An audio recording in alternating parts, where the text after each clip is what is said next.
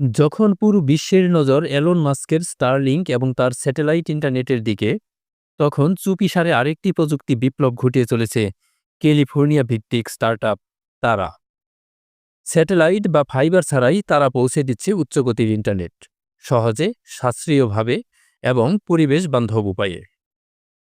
তারার প্রযুক্তিতে মাটি খুঁড়ে ফাইবার বসানোর দরকার নেই, শুধু দুই প্রান্তে বসাতে হয় লাইট ব্রিজ। এর এক প্রান্তে থাকে লেজার প্রজেক্টর আর অপর প্রান্তে রিসিভার।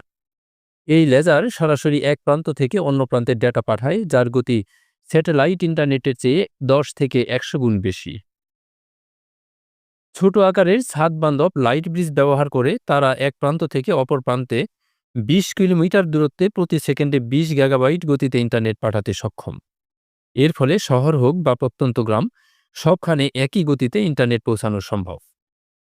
প্রাকৃতিক বাধা যেমন বৃষ্টি, কুয়াশা, ঝড় কিংবা পাখির আঘাত যাতে এই লেজারের পথে সমস্যা সৃষ্টি করতে না পারে, সেজন্য তারা ব্যবহার করছে উন্নত অটো ট্র্যাকিং সিস্টেম। এই প্রযুক্তি এরই মধ্যে 12টি দেশে সফলভাবে ব্যবহার করা হয়েছে।